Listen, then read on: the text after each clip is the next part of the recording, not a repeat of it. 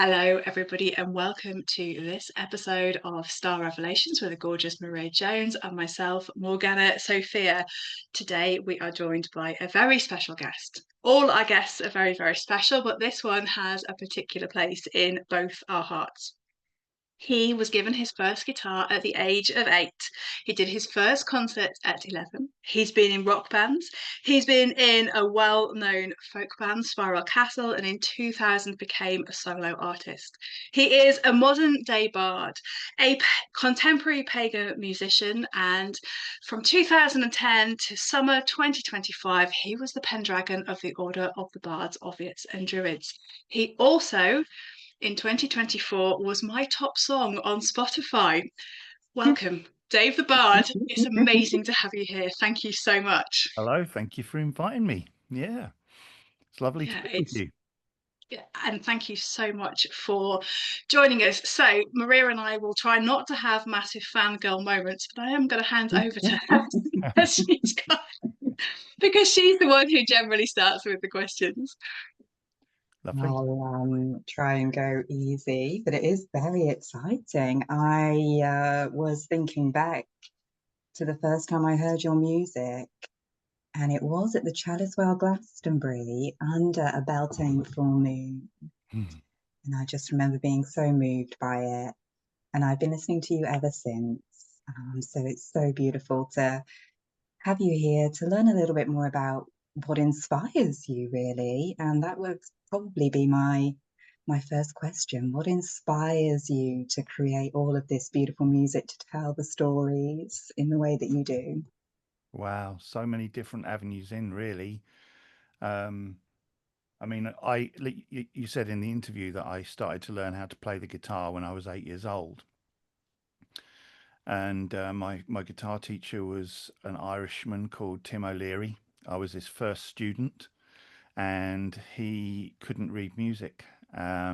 He was a multi-instrumentalist, and I saw him play fiddle, guitar, mandolin, bouzouki. He built his own Celtic harp and whittled a dragon head into the front of the Celtic harp. He looked a bit like Cat Stevens, so he had long dark hair and a dark beard. He was very dashing, um, and I remember saying to my mum, actually, going a little bit off topic, I said, I want to grow my hair like Tim's. And this was when I was 8. And they finally gave in when I was 10. And so I've had long hair since I was 10 years old, well before I really got into rock or anything like that. I just liked the look and feel of long hair. Um, but he taught me how to play the guitar by ear. So he would he would play a chord and he would say, "That's a D." And he wrote down all the chord shapes in his book. Where's your book, David? I won't do an Irish accent and insult all your Irish listeners, but he said, "Where's your book, David?" And he said, "That's a D." And he said, "Now close your eyes, and this is a C. Is that higher or lower? What's the relationship with that? This is a G. What's that? Where does that fit in with the C and the G and the D?" And just basically trained my ear. And I was always into music above everything else at school. Probably like a number of your guests, I certainly was a weird kid. And I didn't really fit in at school. I was 6 foot tall at a very early age, so I was a hot topic and a hot target for bullies. And I think music guided me through my younger days at school, and then later, it was Ozzy Osbourne, Rainbow, Black Sabbath, Led Zeppelin, that kind of band. And I think if I listen to the lyrics of Ronnie James Dio, of Geezer Butler in Black Sabbath, I got early on in my life, I got a real strong interest in the supernatural and in the occult. Um, and I remember when those little labels were put onto stickers, with explicit lyrics and, "Oh, be careful now, be careful now." I mean, that was a red flag to me. I thought, oh, well, this is going to be a great album. So I always look for the albums with the stickers on. Thanks, Tipper Gore, for that little tip. But there was also this thing that said, if your if your um, children listen to heavy metal, it will lead them to the occult. And I am absolute proof that that is true. So that was not wrong. But so the influence was very much on my music now, and even when I was in my heavy metal band back in the late 80s and 90s, my music was magic, was fantasy, was dragons and elves and and so I've all my the inspiration behind my music has always been folklore and mythology and magic and the land and old stories and ghost stories and all of those kinds of the things that fascinated me as a child, and it's never changed, and I'm now just turned 60 and I don't think that's ever going to go away. I think once I get to this age I've just got to accept that this is a life journey, and that's it, you know. So yes, it's definitely folklore and mythology. And that 8-year-old child, I remember writing my first song when I was um, probably 12 for my first girlfriend. I wrote my first song for my very first girlfriend. And I remember thinking, wouldn't it be amazing to be able to play to a group of people and have them sing the words of my songs with me? And finally, you know, it all came true, you know, with when I discovered and started writing pagan music. That was when I found my home, and where I found my musical life, if you like. My musical career was always heading to that moment. It was like I started off really wide and then headed and honed into this very small little niche where I've worked ever since 1995. I think I wrote my first pagan song. Yeah, so there you go. Long answer, but that's kind of like the root of it, really. Thank you. And I really love the phrase you use there, my music is magic.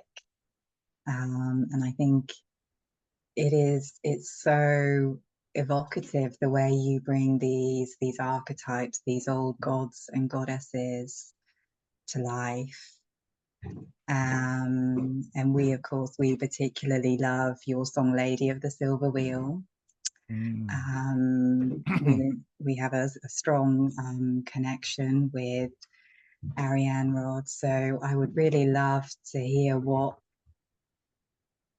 brought her into your life, what guided you to create that beautiful song. Okay.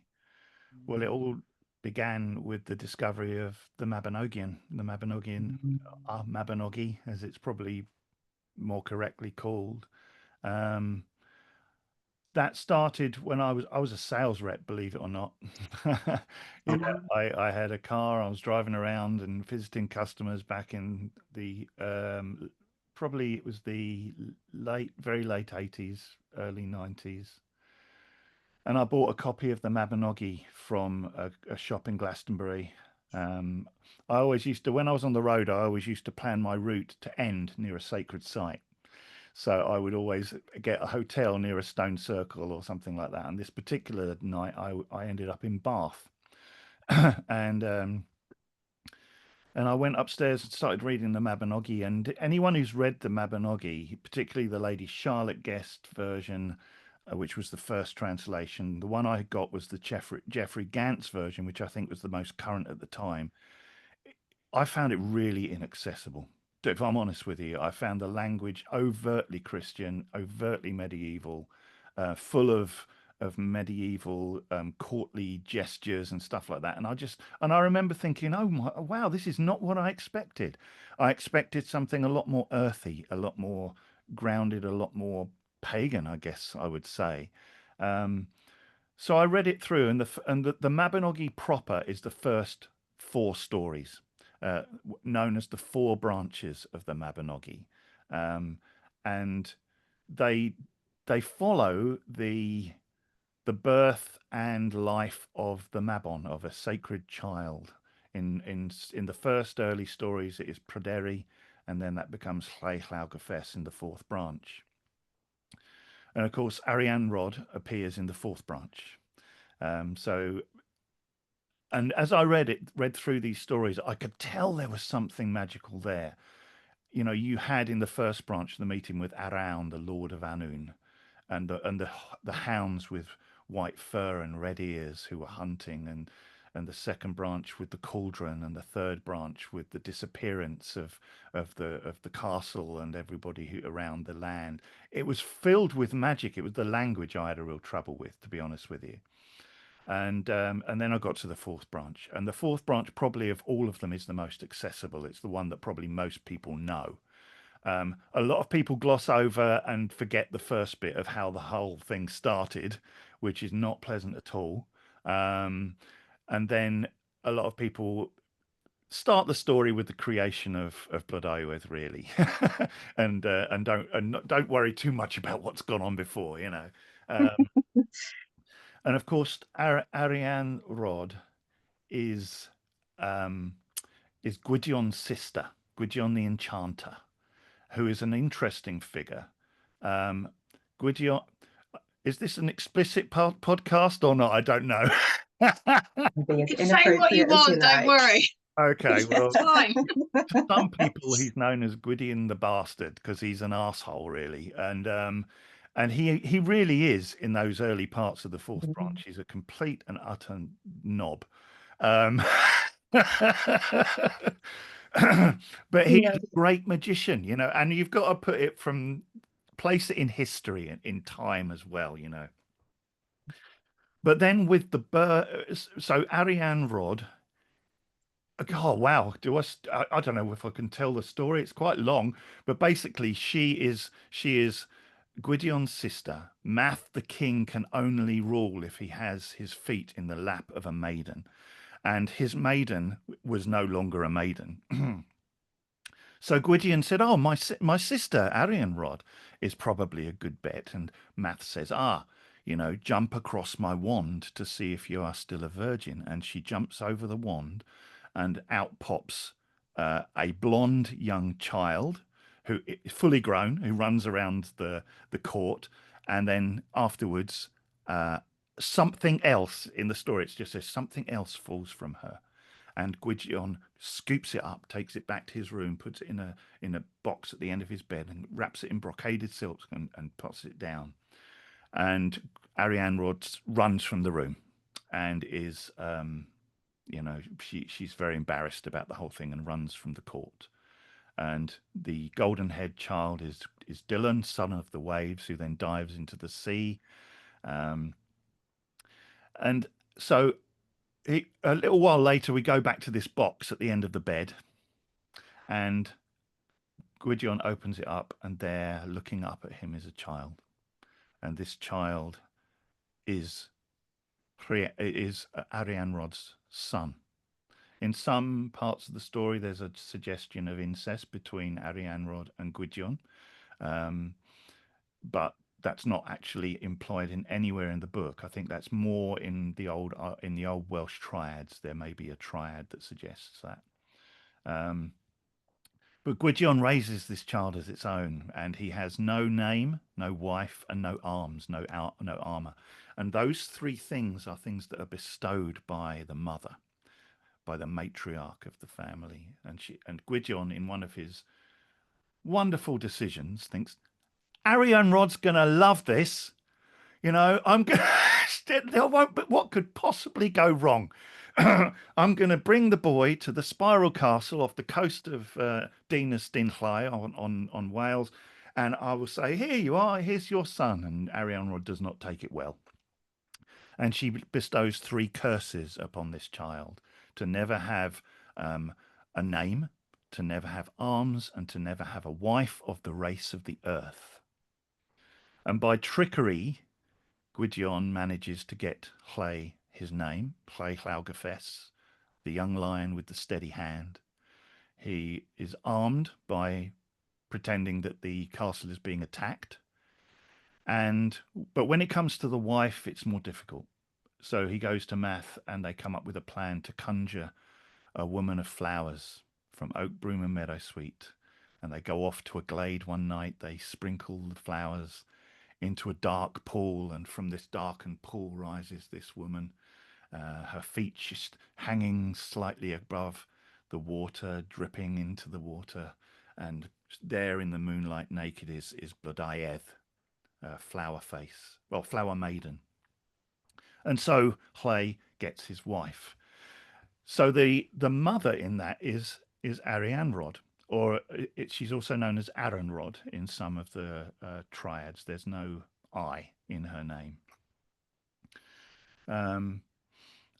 And her name, Arianrhod, means Lady of the Silver Wheel. And Arianrhod means axle, actually, enough. It means kind of like a hub of everything, that everything else spins around. Which, when you look at her story, and that's exactly what happens. Without her, the whole thing falls apart. So she is the absolute, the hub of the whole story, Arianrhod, or Lady of the Silver Wheel, Arianrhod. And to me, the silver wheel can imply the moon, but it can also imply the corona borealis, which is a crown of stars in the sky. To me, that is her. That is the spiral castle. That is Kaya Arianrhod, the corona borealis. And during my bardic grade of the Order of Bards, Ovates and Druids, when I went inside to my sacred grove, I met my guide, and my guide through my bardic work was Blodaiedd. And her voice came through on my little Celtic harp here, who is called Blossom, in honor of that. So Blossom comes from the fact that she is made of flowers. So my little Celtic harp, when I used to play that, I very rarely play the harp in public. That's like my shaman's drum for me. I play my harp on my own, and I can lose hours and travel and journey, because you can just find your way around the strings, and the music takes you off. I mean, harp music is magical, anyway. For my ovate work, now the bard, is all about creativity, accessing the awen, bringing more creativity in your life, learning about the elements. It's a very grounded piece of work. It's very important to be grounded in this place before you start heading off into other worlds. So often people find spirituality and they want it to help them escape reality, But what the bardic grade and bardic work does is it teaches you that to see the world through the eyes of a poet. So yes, there is crap in the world, right? But look as well. Look at this world, how beautiful and wonderful and magical it is outside of the human world.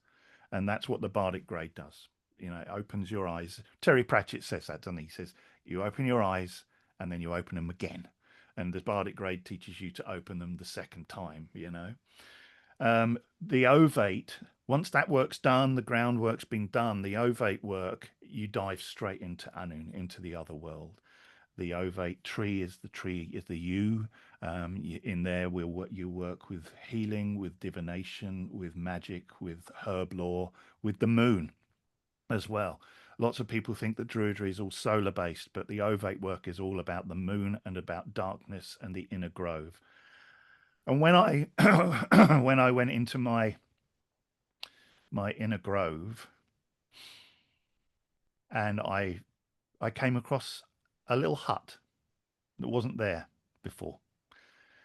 A little hut, smoke coming out of a little chimney area, and a double door, like a stable door. And I just went up to the door and I opened it up, and I heard footsteps on the other side, and the door was opened, and there was a woman there with she had very, very dark black hair. And I looked at her. Her face was pale, but her eyes were like your backgrounds. Her eyes were stars. Her eyes were constellations of stars. And I said, "Lady, who are you?" And she said, "I am Arianrhod, and I am your guide through your ovate work." And so throughout all of my ovate work, I would go into my inner grove and I would talk to the spirit of Arianrhod. And towards the end of that work, I promised her I would write a song for her. And that was what led to Lady of the Silver Wheel, to tell her story and to give her honor for all of the work and the relationship we'd had during the ovate grade when I moved on into the druid work. So there you go. That's the story. It's a long one. Again, like I say, I'm a Oh Gemini. You can't stop me talking. We no, love it. I think that is the most wonderful story, and for me that song is so evocative. So I first heard it on the Silver Spiral training with Maria. We were just sat in a circle, it was the end of the day, it was just played, and I was immediately kind of transported to watching the song play out like a movie, and it is my 2024 Spotify most played song.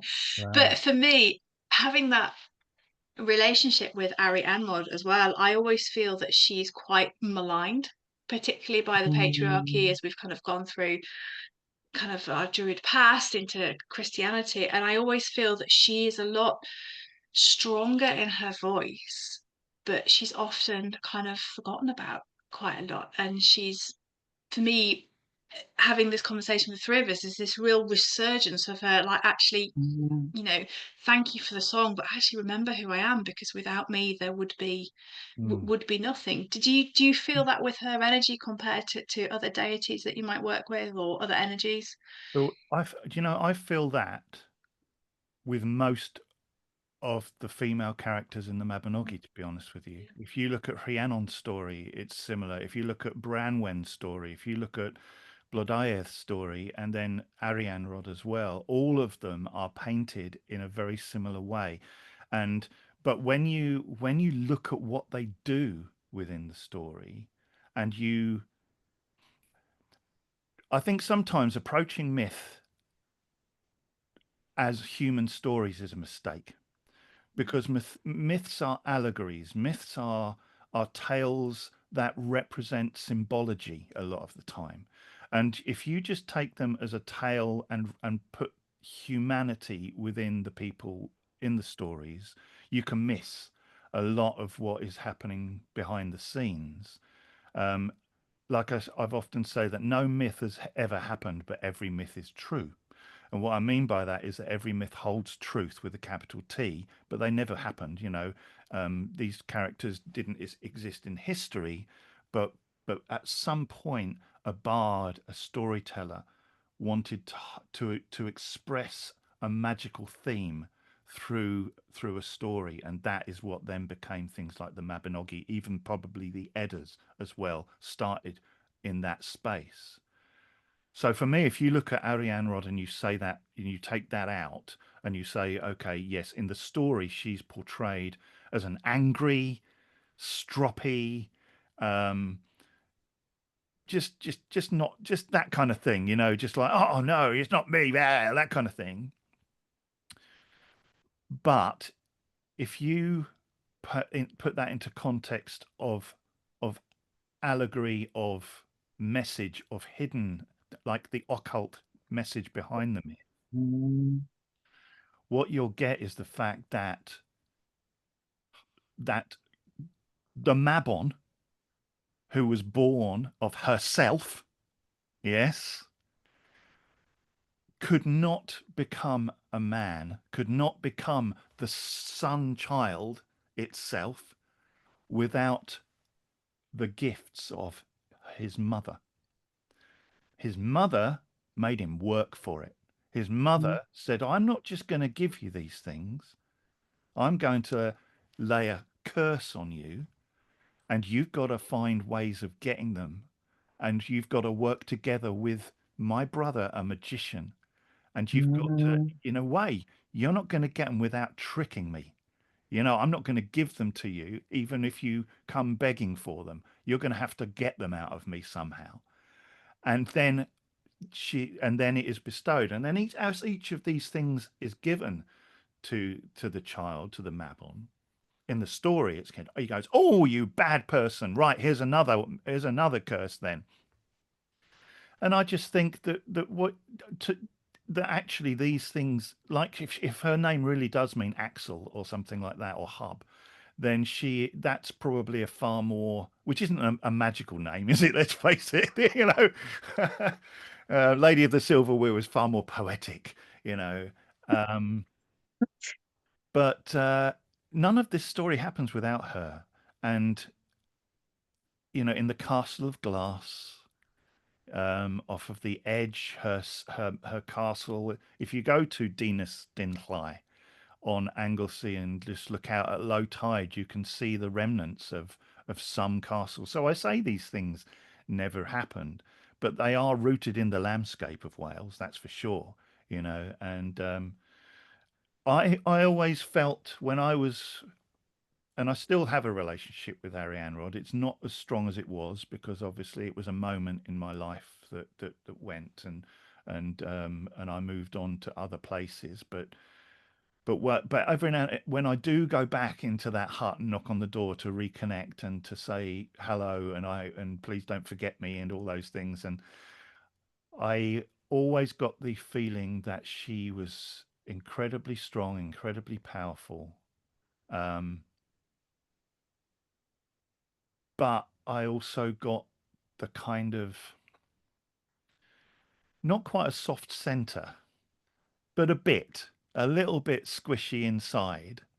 Um, and I also saw her spinning her wheel. Um, and I get, I'm not a huge one for this well-art pagan stuff that happens, you know, where some people can love people like the Norns and the Morrigan and those kinds of energies and goddesses because they're dark and dangerous, you know. But I think even the Norns have care in their work. They're not just creating threads and cutting them callously. They care for everybody. And I think that same energy is within Arianrhod with her son. You know, she's harsh, but she also really cares, you know, and yeah, there you go. So I agree. But it's the same with Arian with like I say, it's the same with Rhiannon as well. Um, you know, her story, if you read it literally, is horrible. But if you understand that she is the goddess of horses, then it makes a bit more sense, you know. Yeah. Thank you so Wow, thank much. you so much. Maria, I don't know if you want to talk about Anglesey before. Yeah, just reflecting on a few things that you shared there. I could maybe talk for ages on just some of the little phrases you use. It's incredible how evocative your words are. So thank you very much for retelling her story for us here on the podcast as well. I really appreciate that. And yeah, I've always felt it as a story of initiation. Um, So yeah, she's always really resonated with me as a goddess in that way. Raising a son, Owen, and you do have to have that kind of harshness at times to keep them on the right track. So I totally agree with that. She does often appear as a little bit icy, a little bit cosmic, but she does have that center within her. So it's so beautiful to hear you share that. And yeah, we spend a lot of time in Anglesey and at Dinas. So thank you for bringing that up as well. And I came across your amazing podcast that you did with the amazing Christopher about Anglesey too. So we were also gonna ask, yeah, what your thoughts are on Anglesey and what you feel it to have been or is still maybe in this echoing through time. On Anis Mon on Anglesey, yeah. Yeah. Okay, well, my first visit to Anglesey was when I was a sales rep. It was one of my calls. Oh, okay.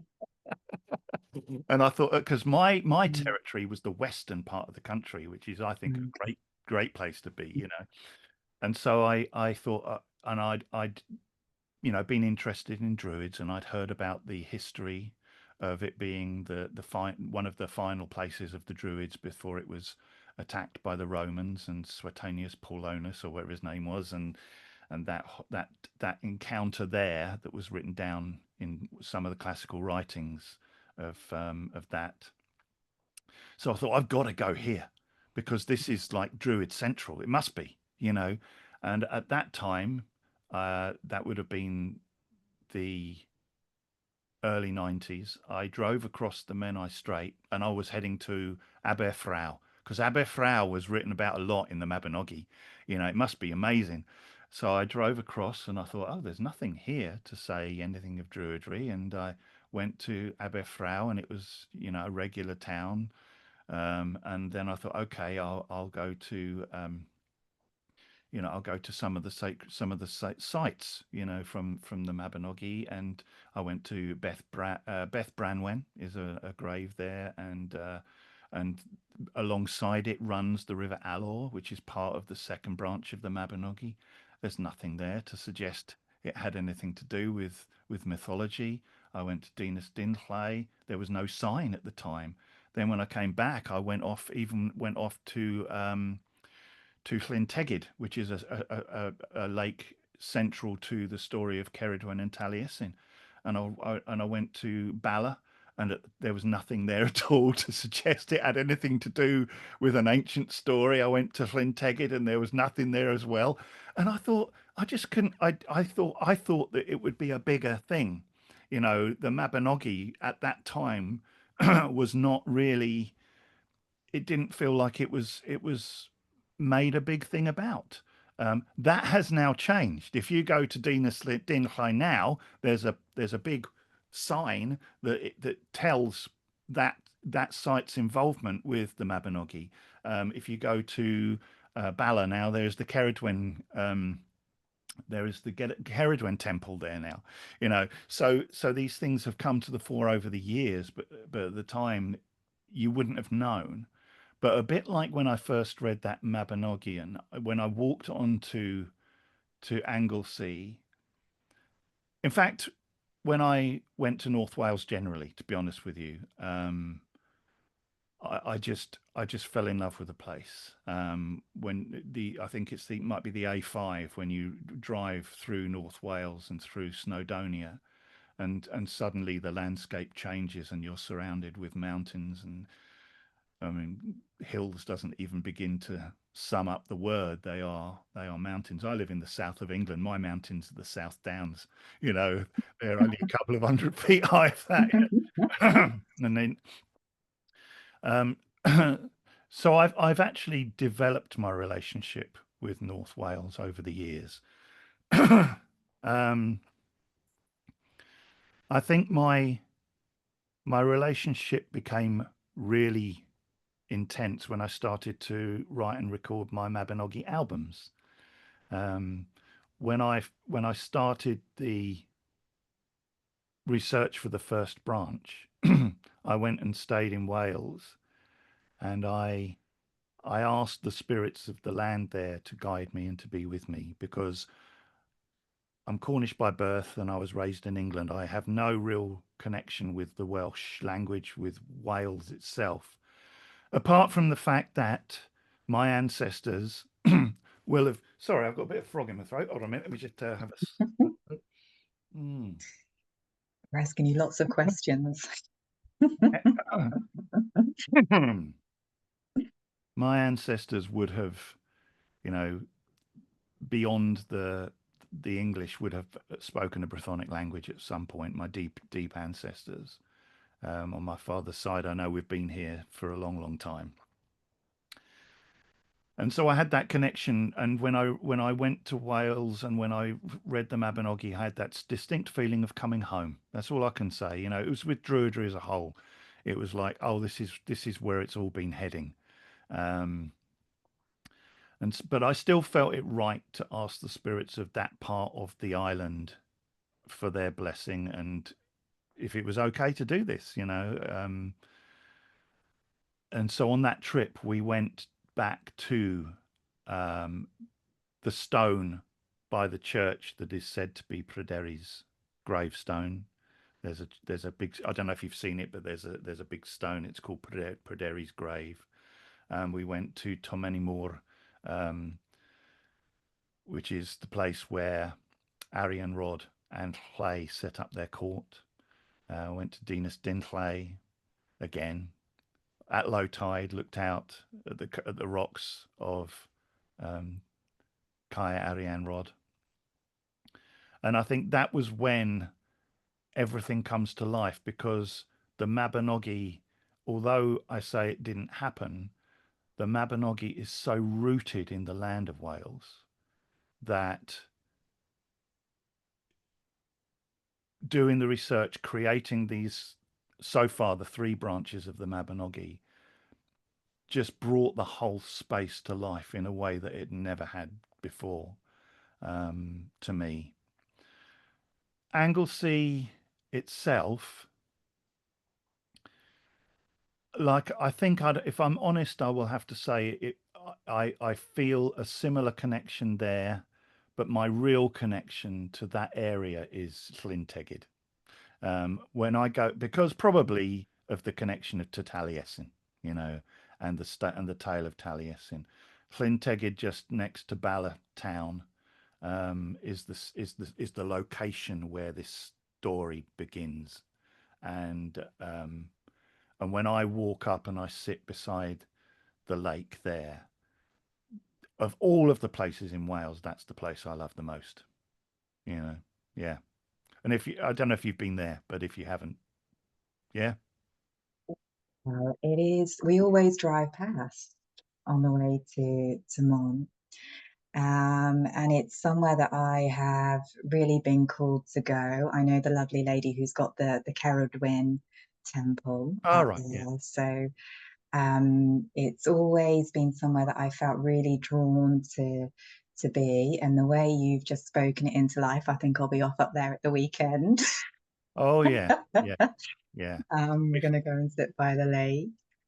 And I know a lot of your beautiful work and your songs also have a deep connection to Cerridwen as well. I think the beautiful Cauldron Born song, it's just iconic within within pagan circles, isn't it? So it's just the way that you bring these stories to life, and hearing you talk about these archetypes, I think, is so important as we kind of, it almost feels like we're moving into such a technological age, the age of Aquarius, some of us might call it, that a lot of us are, or people in general, are losing a little bit of their connection to the land, and the inspiration that comes with just being in these sacred places. So one of the other things I thought it would be beautiful to invite you to speak about was what it means to you to be a modern day pagan or bard, you know, living in these times. How do we remain connected to the stories of our ancestors and to the land from your Wow, perspective? Yeah. yeah. No, it's true, isn't it? I think I I started my path, my magical path, properly within a ceremonial magic group back when I was in my late teens, early 20s. But I felt that that was very much out there in the stars. You know, it was very stellar, and I was looking for something a bit more earthy, and that then led me to explore paganism. And at the time when I was looking, 1992, it was like you found paganism and you chose a path. You chose a Wicca, witchcraft, or Druidry, or heathenism. You know, and the eclectic pagan was not really a big thing in those days. You found your path, and I I looked into the Wicca and witchcraft, and there was something about Wicca that didn't click with me entirely. And then I found Obod, and I thought, oh, I've come home. And mainly with that was the path of the bard. It was the interest in the arts and music and poetry and story that really excited me, that I liked there. Um, but now I think that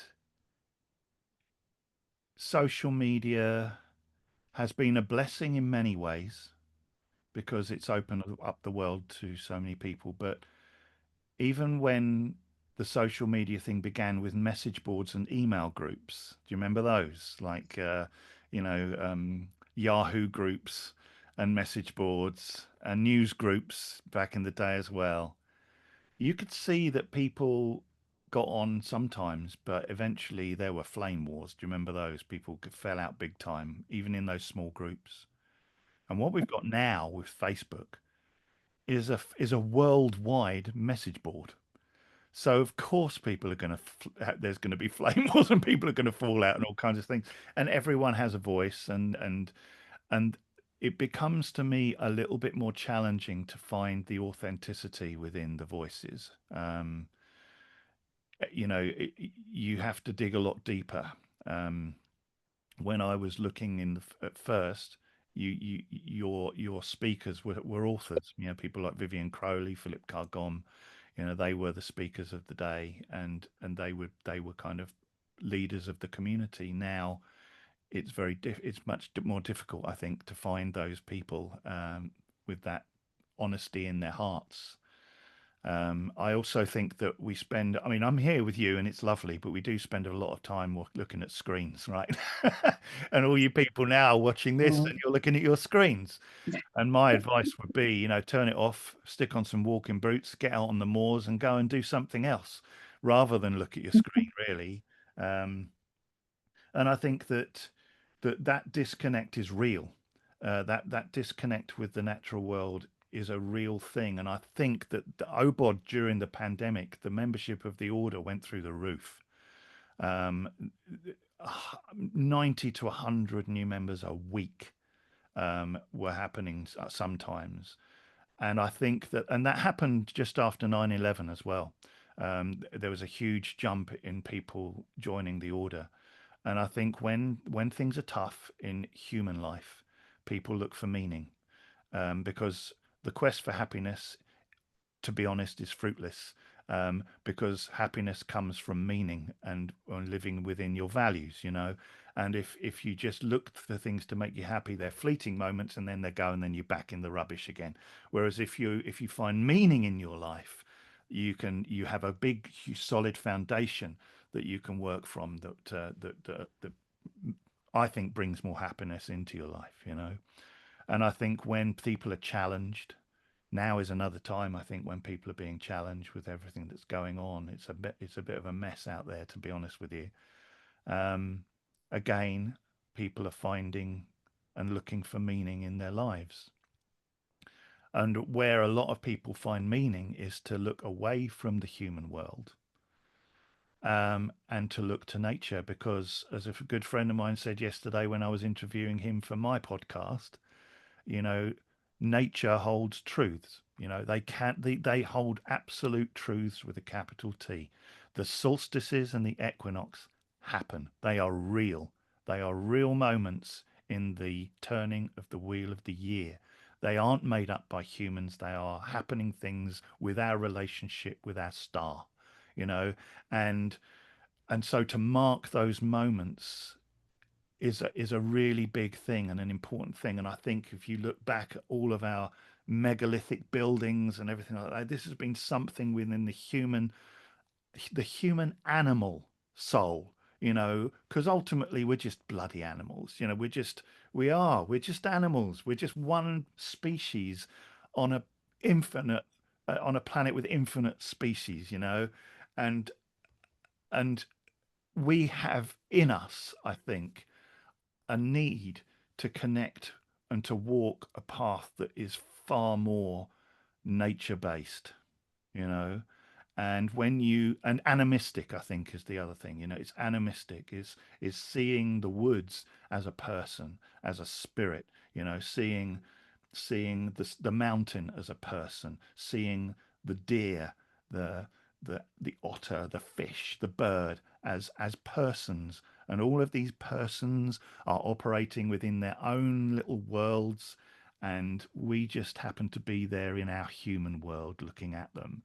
Um, so my advice to anybody, I think, who is looking at the pagan paths would be to stop, to go to a place as quiet as you could find, a local woodland, a hill.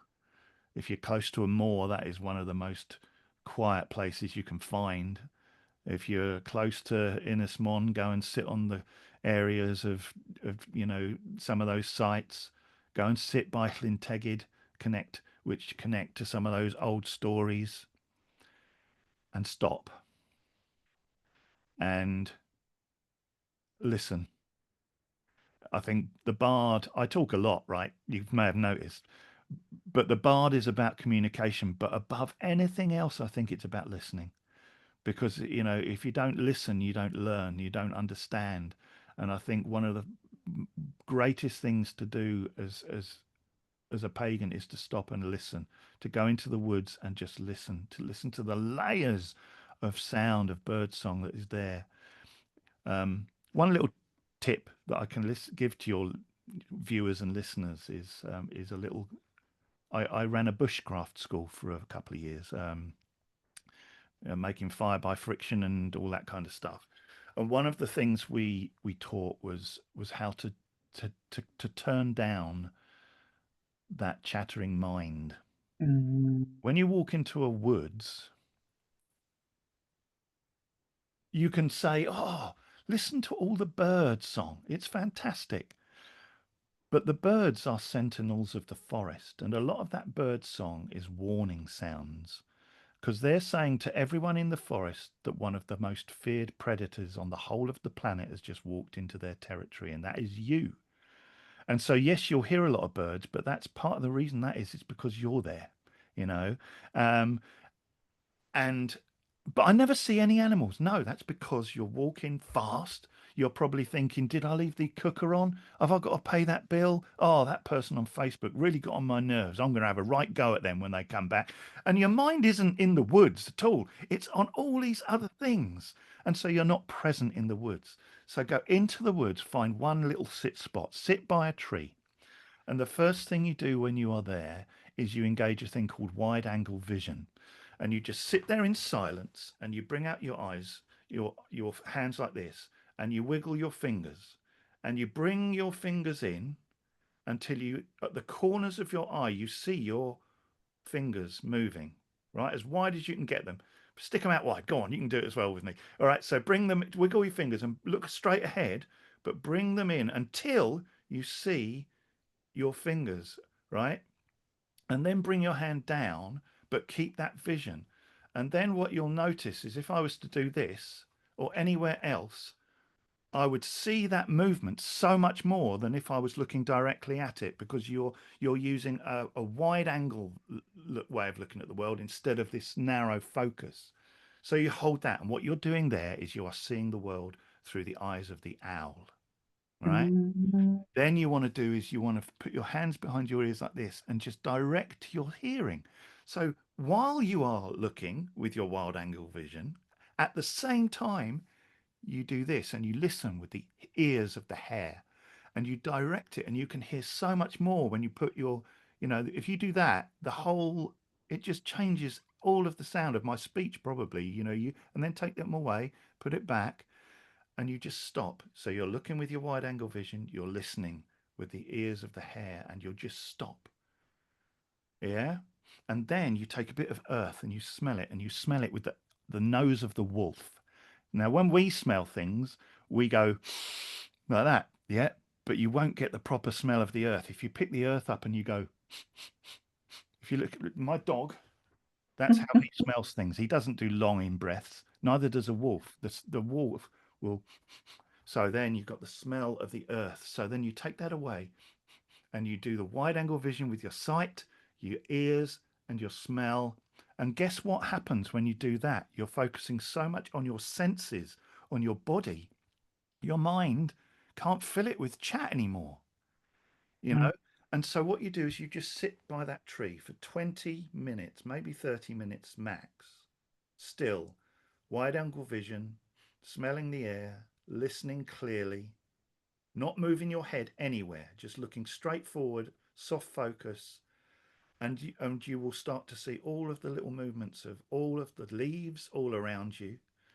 And when you've been sat for 20 minutes, what happens is the woods accepts you as being there, and it starts to go back to its normal work because nothing's happened for 20 minutes.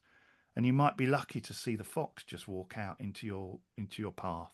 You might find that a blackbird will just land 10 feet away from you because you don't exist anymore. The mistake then is to go, ah, and look straight at it, because the moment you do that, you're there again, and it all flies away, and all the bird song will start again. Just stay still. Look at it with your wide angle vision. Just look at it like that. And so my advice would be for people to go and do that.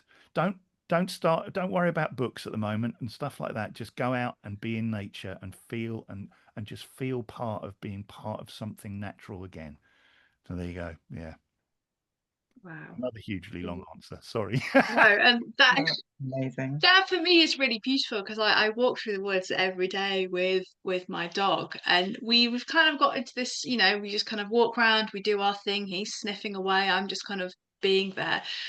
A number of people who go past us, on their phones or listening sometimes to the cricket, which is kind of quite tempting at times to listen into, but who are listening to a podcast, or they've got the phones on loud, and it's just like Yeah. this is complete disconnect again, even when you're in the most beautiful of places. And for me, when I'm walking through the woods, it's seeing that change of season every day. You just begin to notice, Mm. what's going on with that blackberry bush.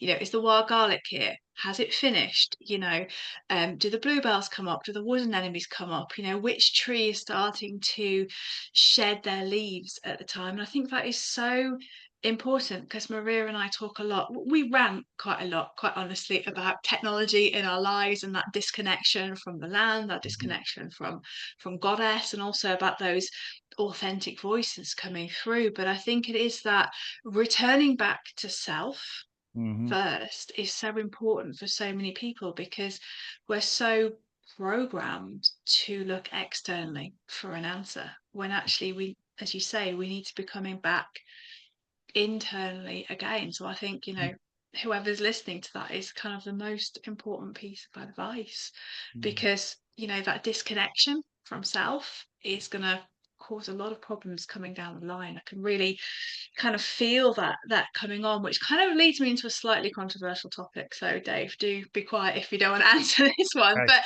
we've been discussing a lot about being on the land, going to sacred sites, celebrating solstices and equinoxes at sacred sites, which we feel have become slightly more complicated to get into. There's a lot of energy. Now I'm getting a frog on my throat. A lot of Mm. energy at times from wherever it's coming from, preventing us from fully expressing ourselves in these sites at these times. I don't know if it's something I've been very polite about this, by the way, if you've come across that you're feeling that we are being more restricted to expressing our kind of freedom of worship, essentially, at these sacred times. Well, you've danced around that topic so well. I don't quite know what you're getting at. It's because we're so worried about getting taken off. So we found that going to sacred sites at solstices and equinoxes Yeah. now have rules, Oh, okay. regulations, parking charges. Okay. Stonehenge, it's £38 to get into. We've noticed that sacred sites are being desecrated Yeah. in Avalon. So it's just kind of, have you found that in your kind of travels, that it's getting harder and harder to mark these points at sacred sites? Yeah. The commercialization is a problem without a doubt. Mm. Stonehenge is magnificent. I've been within the stones at Obod ceremonies twice, and being in the stones doing ritual is fabulous. Mm. But the hoops you have to jump through to do that are are difficult. I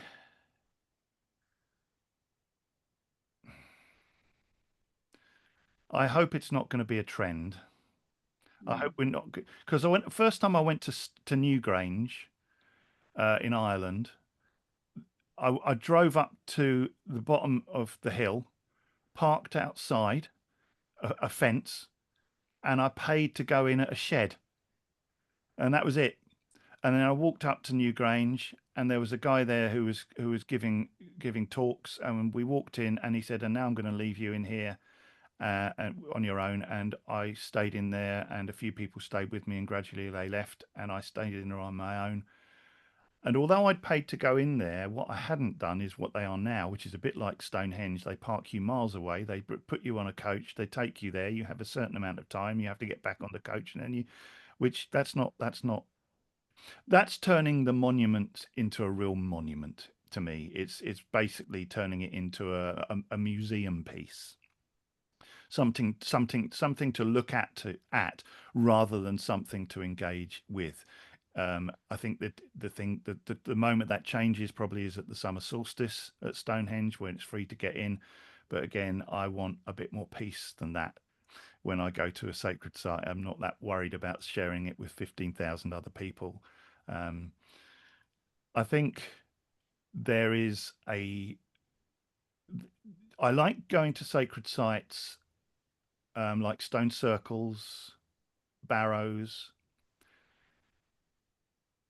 I like when I find maybe one flower there, some form of respect and honor that is biodegradable, um, something that shows shows the site is still being loved and and worked with. I don't like the word used, but worked with, you know.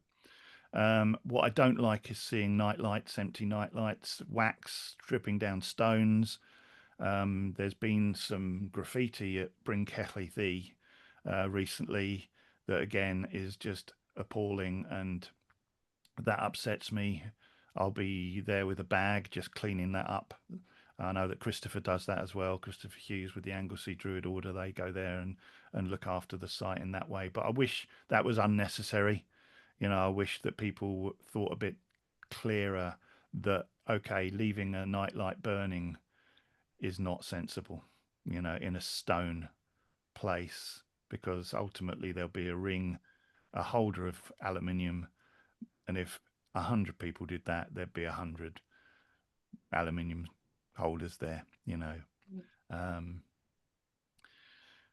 but I haven't felt the sites I go to are often the ones that are off the beaten track, if I'm honest. And that you know, we have a site here called Thunder's Barrow up on the South Downs. It's about a 40-minute walk from my house, and it's a barrow dedicated to Thor, you know, Mm. and that is on the edge of a hill fort.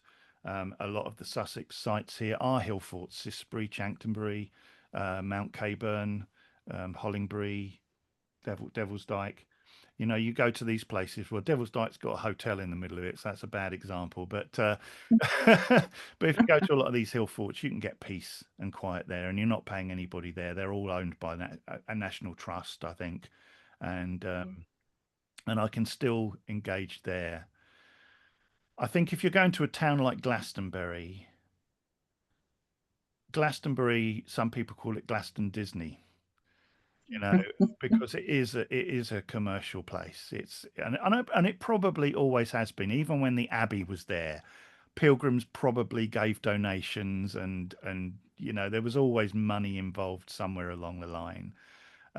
So I'm quite happy to pay an entry fee to Chalicewell Gardens, for instance, to keep the upkeep of that. Um, it's difficult with the control that is placed on that. You know, that's a bit more difficult. And I remember I had a VW camper van years ago, you know, when the old Scooby Doo buses, a proper old VW air cooled camper van, and me and Kerry used to drive around in that. And we used to be able to pull up at the base of Glastonbury Tor on the hill, you know, and just stay there for the night. And wake up in the morning, pull back the curtain, see the Tor there, make a cup of tea, sit out, you know, but that entire area now is W the lines, and not just that, but there's big boulders to stop people parking up there now.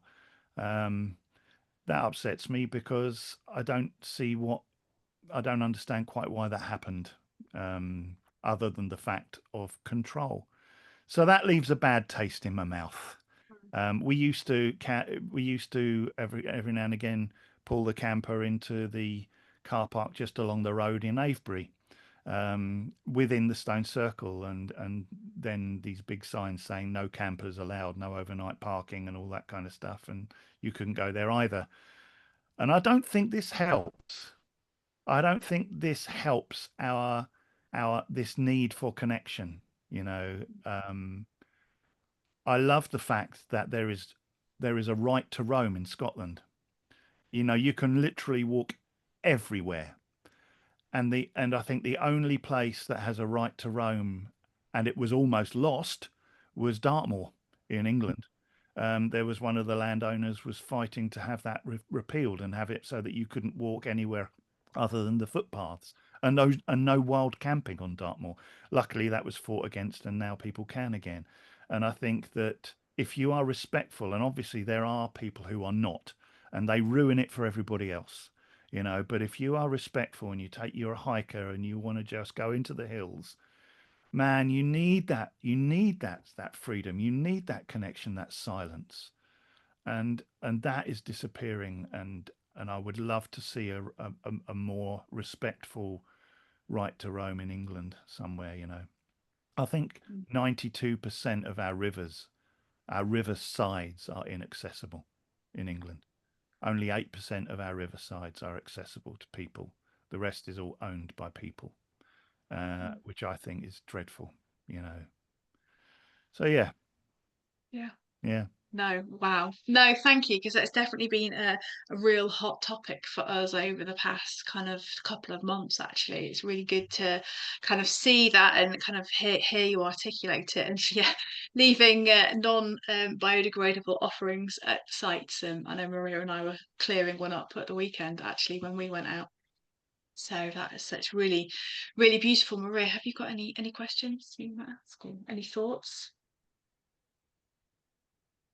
I just wanted to say thank you for expressing that so well. It's something we've been talking about quite a bit, and having just come back from Karnak to see the stones in Brittany, and something you said there really articulated how I felt when I was there. You said it becomes like a museum more than a living, breathing ritual center. And I think that just really describes what has happened there and what is happening in a lot of the sites around the UK as well. So I think it's really great to just have this space where we can talk about these things and make people a little bit more aware, and hopefully we can, you know, rise up a little bit and prevent the tentacles of control from entrenching themselves too deeply. Mm, mm. Absolutely. I mean, we've been holding open rituals at the Long Man of Wilmington for 25 years, half a century. We've been holding open rituals there. We've been there every single festival of the Wheel of the Year since the Spring Equinox 2000. We took them online during the pandemic and then went straight back there, and we've been back there ever since. And I think that the Long Man, if you're familiar with the Long Man of Wilmington, a chalk figure holding two staves, you know, these figures, like, these sites I mean, it can be vandalized every now and again. It will have something painted on it or something like that. But on the whole, he is such an archetype, such a symbol of the South Downs. And we have anywhere between 60 and, well, our biggest one was 120 people, but you know, it averages 40 to 60 people for every single ceremony. And I think, but see, going to, maybe that's another tip for your watchers and listeners, is to find somewhere that means a lot to you, local. You know, it's all very well to get in the car and drive all the time places that are a long way away, but if you find someone locally to you that you can go back to for each of some around the festival's times, and just sit in the same space looking out the same landscape and just seeing the changes that are happening there with each festival that goes past. And then the next year when you go back, you'll be able to go, spring is late this year, because last year that field was green. Those trees were already sprouting their leaves.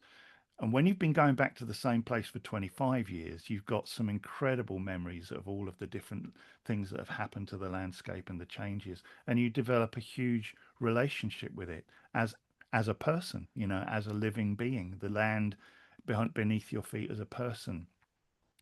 So yeah, I would advise to find somewhere very special close to you that you can go back to and observe what's happening through each of the changing seasons, and keep going back to that place time and time again. Yeah. And it is a difficult thing, this offerings thing. I know there are some people who say don't leave anything at all. And I get that. I do get that. I get the fact that, that's what we're like with the long man. We leave the field. The only thing that are left are footprints. We have one little tree where we might place a little bit of flowers behind the tree away from everybody, so it's not like we are here kind of statement, you know. But when I go to some of the wells, for instance, in Cornwall and like Modron's well, and you go there and it obviously means so much to so many people. What's the other place? Oh dear, it's gone out of my head. Oh no, can't remember. It's got a waterfall and everything outside Tintagel. St. Nectans. St. St. Nectans Nectans. Glen. That's it, St. Nectans Glen. You walk down to St. Nectans Glen, and it is like a fairy glade down there. But again, there are signs that this place means so much to people. I'm not sure if I have the heart to say no.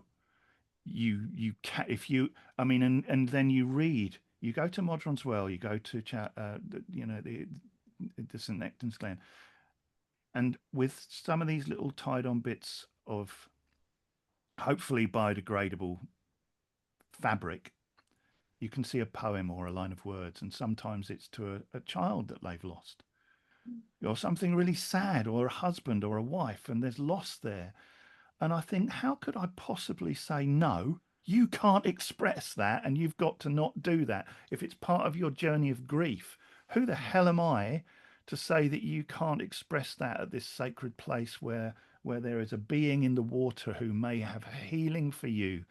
I can't do that. I can't do that. So it's really complicated. Luckily, as we've said, I'm a Gemini. I can hold both of those opinions quite happily in my own mind. And I haven't got to make a decision, so that's fine. I'll leave that to other people. I love that about Geminis. You can hold the paradox in a way that other signs just can't. Yeah, indeed. Indeed. Drives people mad sometimes. But there we are. Oh, brilliant. Dave, it's been really amazing to spend time with you, to listen to all your knowledge, to all your wisdom. We're obviously going to put your Instagram, your website, and your YouTube all on the show notes. But have you got anything planned for the next part of the year? Is there anything you'd like to share with anyone? Any concerts you're doing that people could maybe come to? Yeah, there are a few concerts left for the rest of the year. I'm playing mostly festivals, Mercy and Gathering and Witchfest International, places like that. I'm currently working on the fourth branch of the Mabinogi as we speak, and when I hang up from you, I'll go back to writing and recording one of the songs for that. That should be out by the end of the year. I think if people want to find me, I know social media is always the place people say now, but the hub of all things Dave is my website, which is just paganmusic.co.uk, and there you can find all of my social network parts. And I also have a Patreon, which is really helpful. In the age of streaming services, having people who support you financially through a Patreon is for any musician or artist is really important these days. So if people feel the urge to join my Patreon, that would be lovely. But yeah, paganmusic.co.uk. But it's been lovely to speak Brilliant. to you. Thank you so much for inviting me on your show. It's been really a pleasure. Thank you.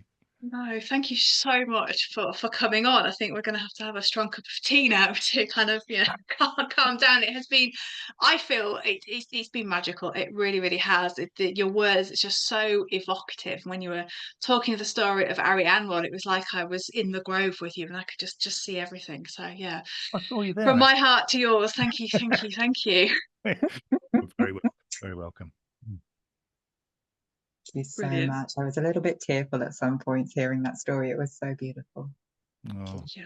See, well, if my song has been of any help with your path and been there when it's been my honor to have walked the path with you, albeit by, you know, my music.